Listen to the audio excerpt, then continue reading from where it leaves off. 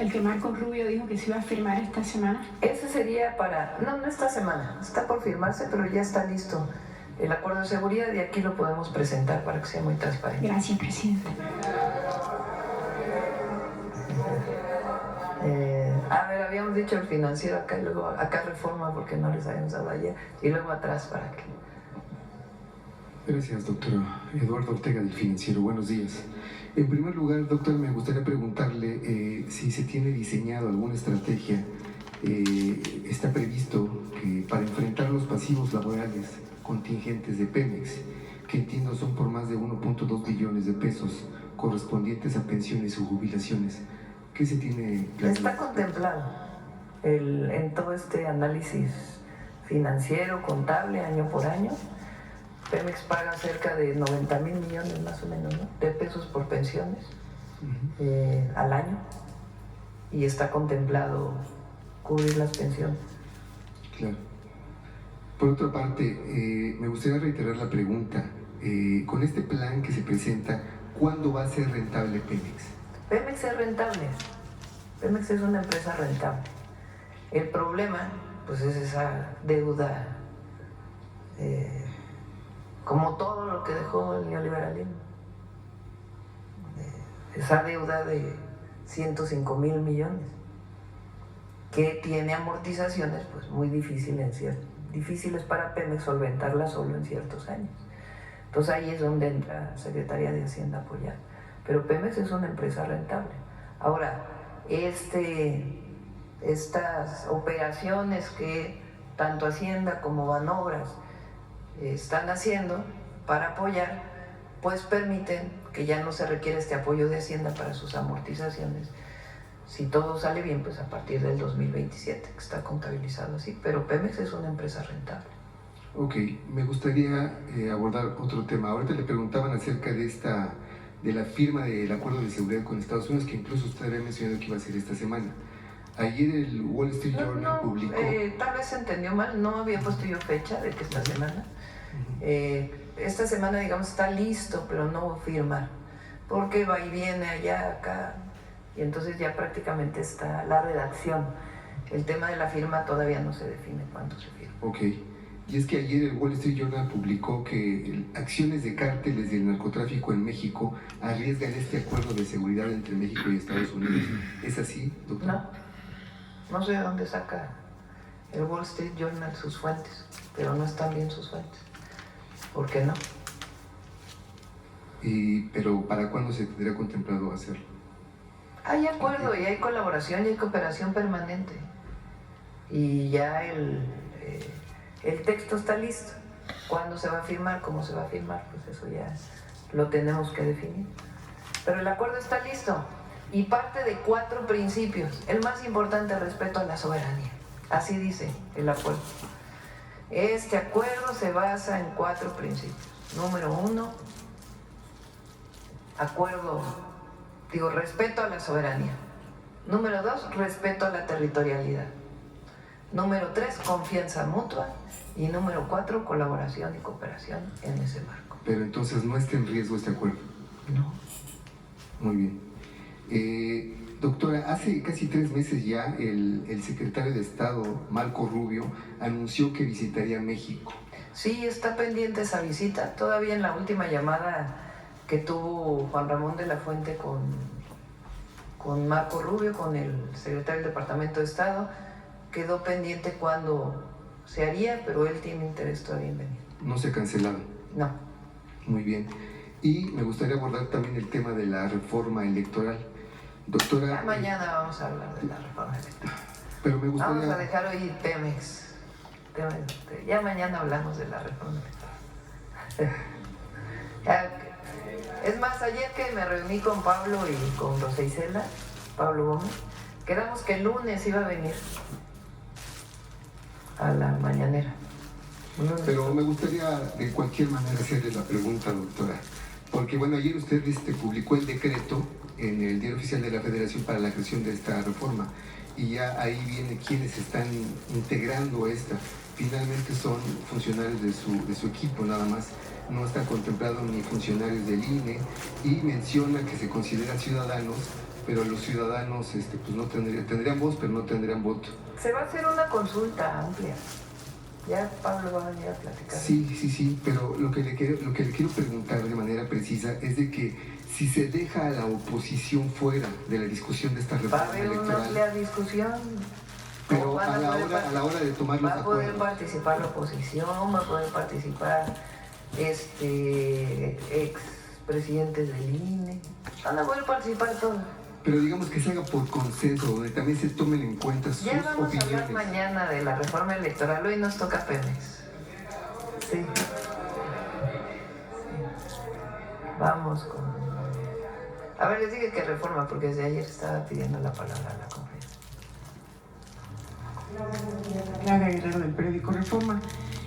Solo para cerrar el tema de Pemex, quisiera preguntarle cuál es el estatus que tienen o el reporte que tienen sobre la retención de 2 reactores que se adquirieron para la refinería de Tula. Ya se resolvió eso. Era un tema social, sí, ¿no? Y ya está resuelto. ¿Dónde están los reactores actualmente? ¿Quieres?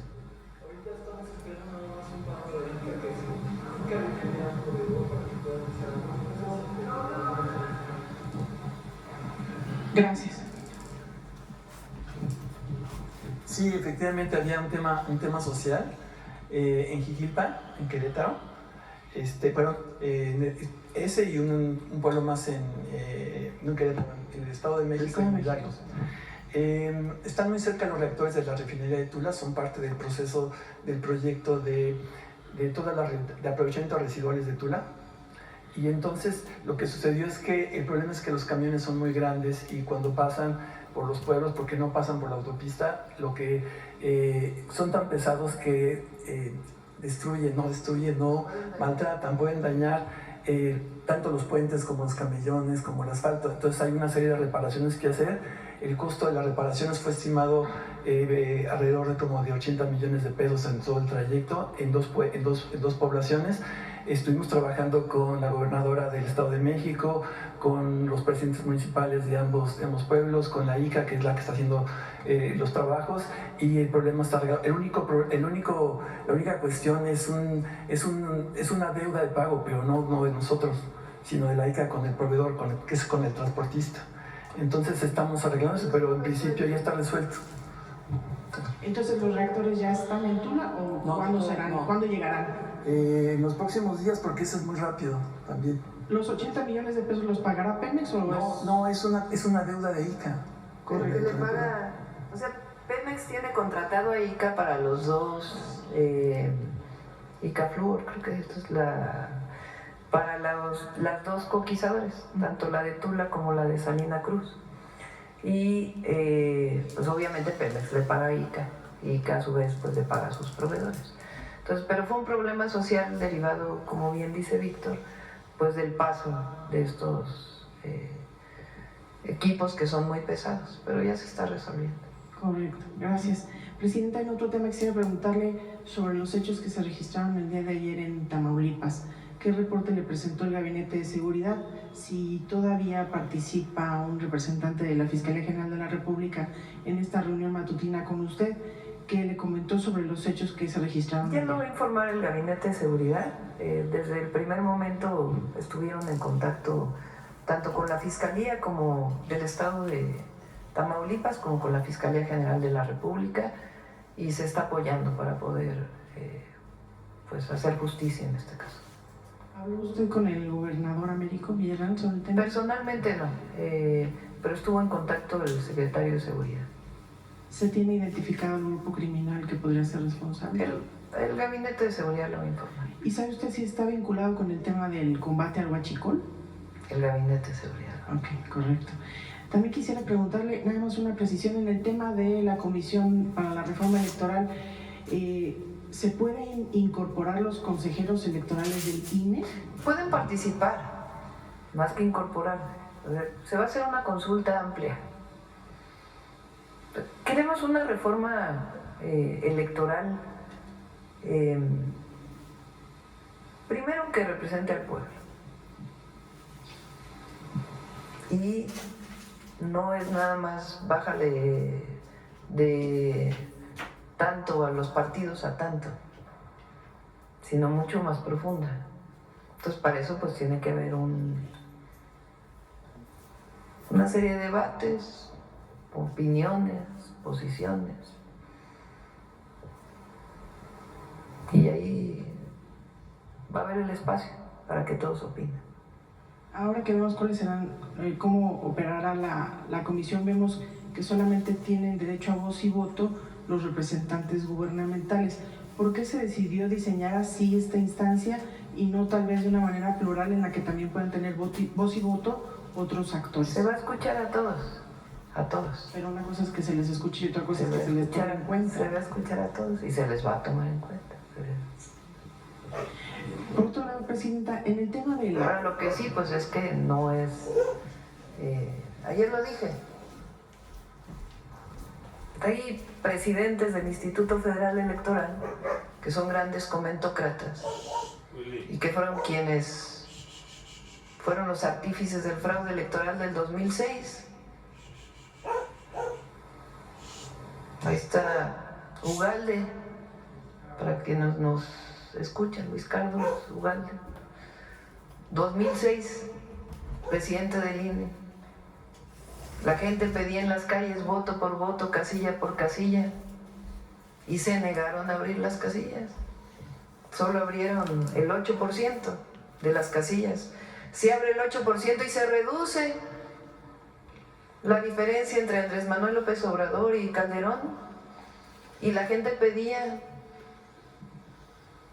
que se abran todas las casillas, que se cuenten de nuevo todos los votos. ¿Qué más democrático que eso? 2006. Se negaron. Pero ahora son paladines de la democracia. Ellos definen. Ellos dicen que somos autoritarios. Es un México que no reconocemos. No, ya no es el de los fraudes, no sé si ya no. Entonces se va a escuchar, y se va a escuchar no solo a los expertos, se va a escuchar al pueblo, a la gente. Porque sí, México es un país más democrático que el del 2006. Es más democrático que el del 2012.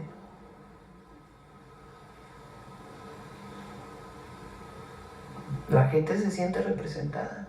Hay algunos que ya no. Pues no, porque la gente ya no vota por ellos.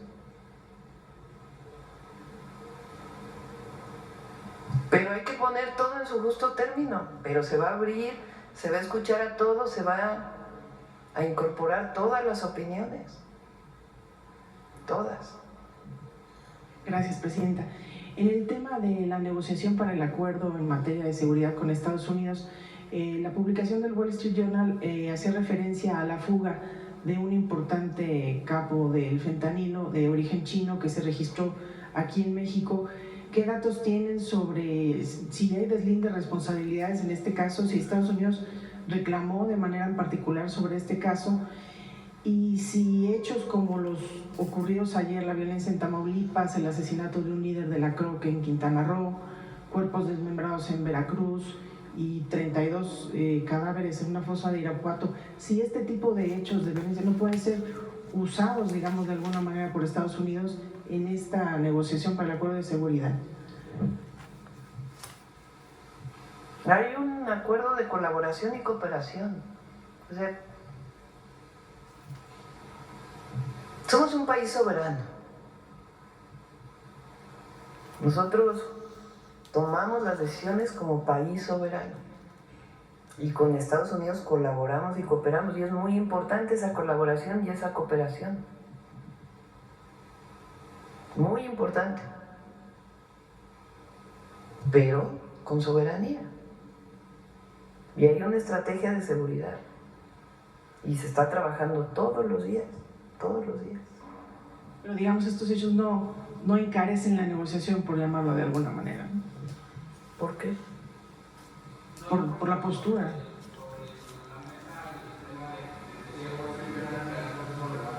Estados Unidos una injerencia militar tampoco.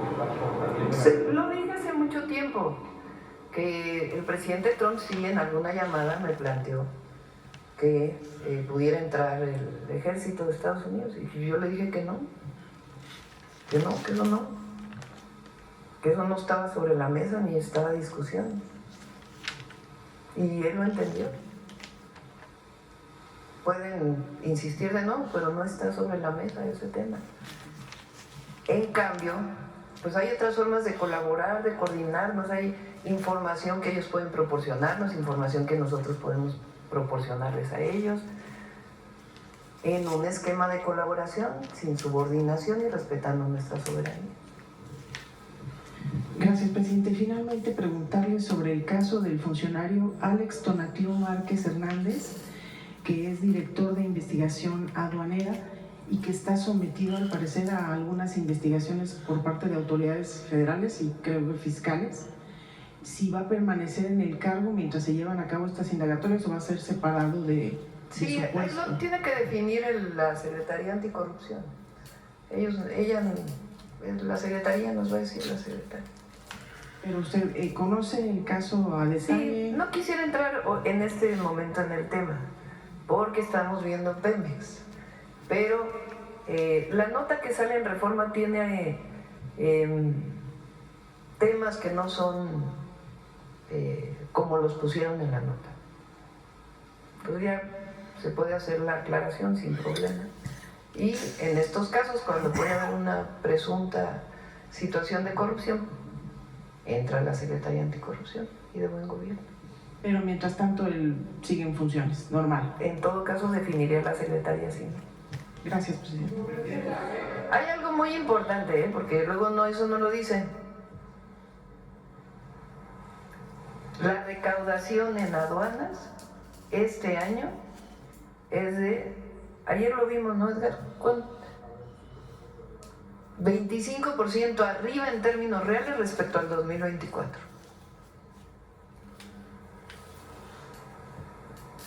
Cerca de más de 100,000 millones de pesos, 120 y tantos mil, 130,000. Sí. Se quedó con las ganas de Pemex. A ver acá. Gracias, presidenta. Soy Yesenia Peralta de Business Energy. Buenos días, invitados. Mire, quiero centrarme, presidente, en el tema que habla del nuevo Pemex que presentaron el día de hoy. Es la reinversión social garantizada.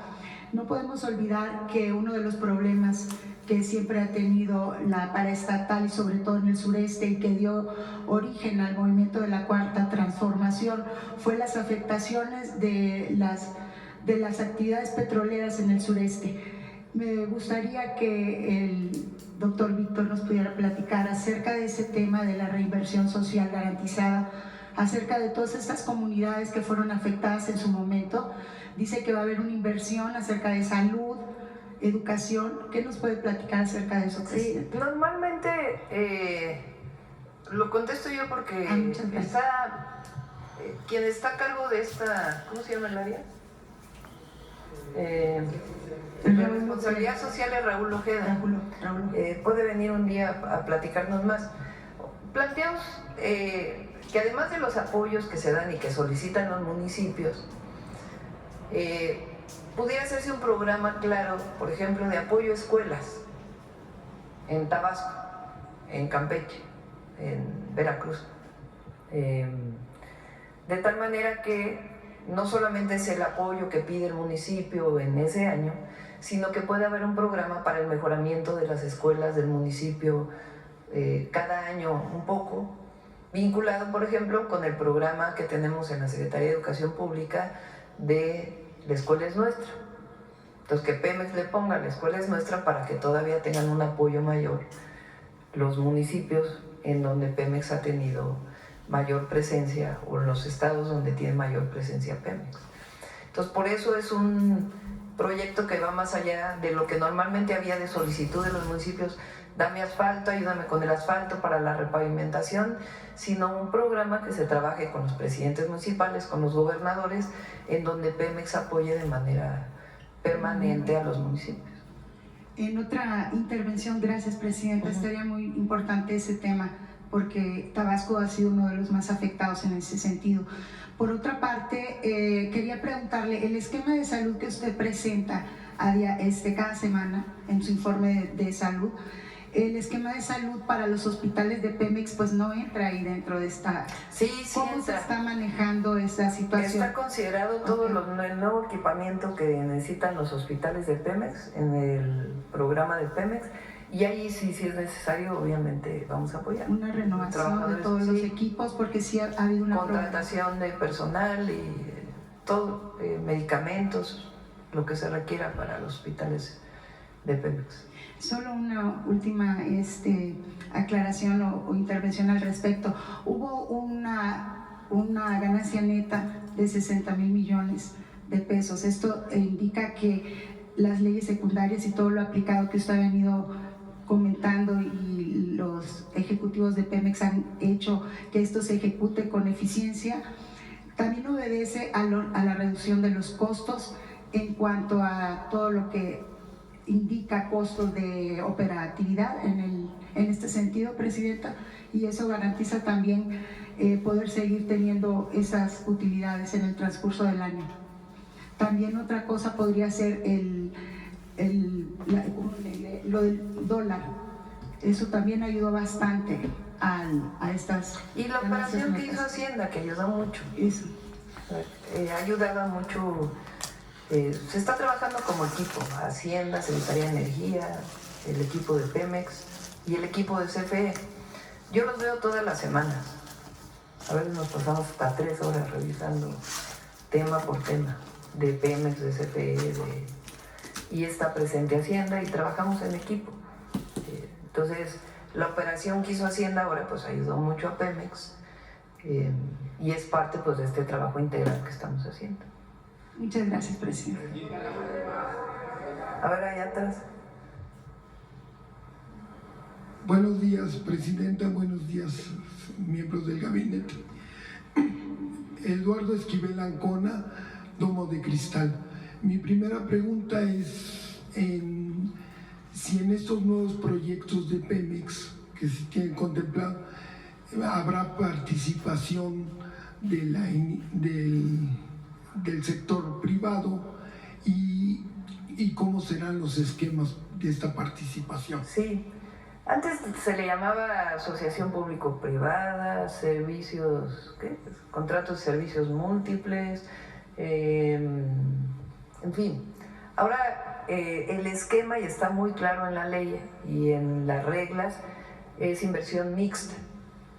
Tiene que quedar garantizado el derecho del bienestar que tiene que pagar Pemex, es decir, que haya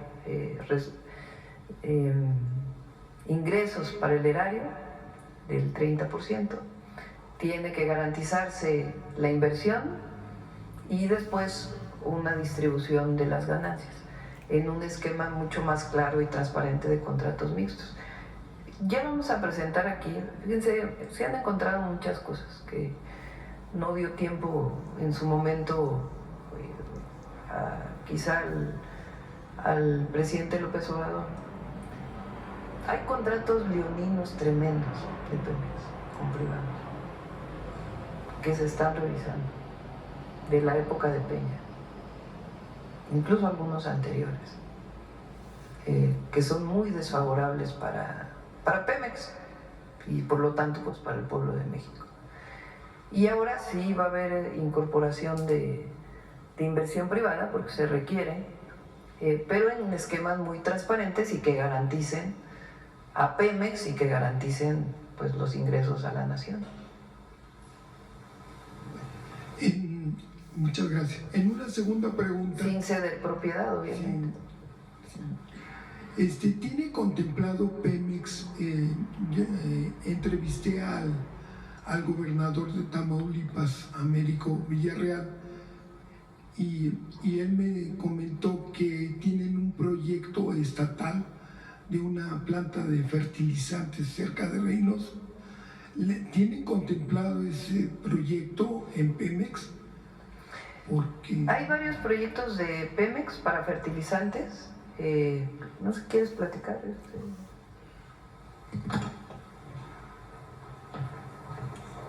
Ese es un proyecto privado. Nosotros tenemos uno con cooperación con una empresa privada, que es el proyecto de Escolín, que es un proyecto muy, muy importante que nos va a permitir llegar, como había dicho, 750 millones de toneladas anuales, pero también tenemos proyectos en Cozoleacaque, en Cangrejera, para la producción de urea, para los fertilizantes. Pero en el país hay varios esquemas de fertilizantes. Ahora la tecnología ha tenido un gran avance, de tal manera que ahora el sector privado puede participar, puede hacer ese tipo de proyectos sin ningún problema, y se están desarrollando tanto en la parte del Pacífico, en la parte de Sinaloa, como en la parte del Golfo, pero combinamos entre público y privado. Son proyectos que no usan, digamos, ni el gas ni los insumos, la materia prima de Pemex. Algunos incluso usan el gas que viene de Texas. Entonces, a partir de ahí se produce fertilizante. Son proyectos privados. Uno de ellos está en Topolobampo. Hay otros proyectos, pero que no tienen que ver, digamos, con ya la operación de Pemex. Y bueno, ya por último, ¿para cuándo tienen contemplado la autosuficiencia en fertilizantes? Porque pues, en los años 80 del siglo pasado se tenía una autosuficiencia. Luz, tú que has estado ahí con... Y los neoliberales pues dieron al traste y importamos. Como comentó el director de Pemex, hay una inversión importante dentro de Petróleos Mexicanos. Esta planta en específico, que es una inversión mixta, va a proporcionarnos que se llegue a 750 de producción. Esto sumado a las plantas nacionales que se están construyendo, la que comentó en Topolobampo, que es el proyecto de Mexinor, que ha sido presentado también aquí con la presidenta, y las plantas que están en proceso. Se calcula que se va a poder abastecer el consumo nacional y el crecimiento de la demanda que se está presentando a nivel nacional.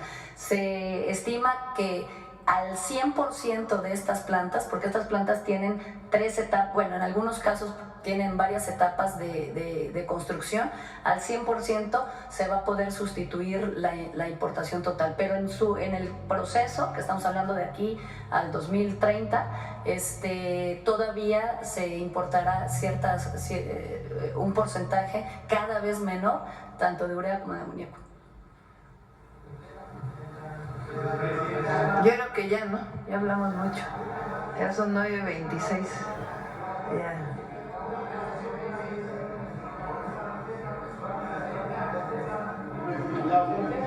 A ver, un poquito más. Bueno, a ver, vamos, aquí el compañero que no había venido. Sí. Gracias. Gracias, Presidenta. Muy buenos días. José Manuel Arteaga de La Silla Rota. La primera pregunta, usted comentó las amortizaciones 2025. Secretario, si nos puede decir cuál es la amortización para 2026, por favor.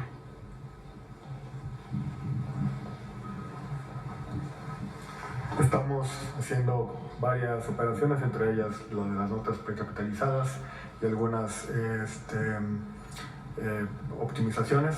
La programada para este momento son 15,000 millones de dólares, como mencionaba la presidenta, casi 300,000, pero justamente la intención es aplanar, bajar las amortizaciones y optimizar el perfil rumbo a los siguientes años. Perfecto, una siguiente pregunta. El director de Pemex hablaba un poco acerca de reducción de costos en el sector administrativo. Si nos puede platicar un poco más sobre el tema, por favor. Pues es una política de austeridad republicana.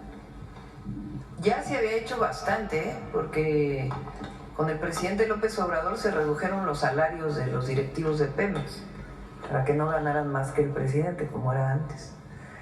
Pero ahora pues se está haciendo una revisión mayor y hacer todavía más eficiente. ¿Qué permite esto? Pues las nuevas leyes. Si no se hubiera hecho esta nueva ley de Pemex, que permite la integración vertical y horizontal, pues no habría podido hacerse este proceso de austeridad republicana.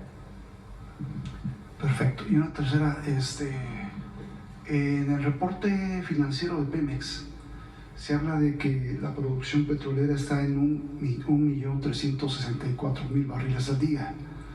Para poder alcanzar ese 1.800.000 barriles al día, ¿se me puede precisar exactamente qué Uri está como acciones en van a hacer?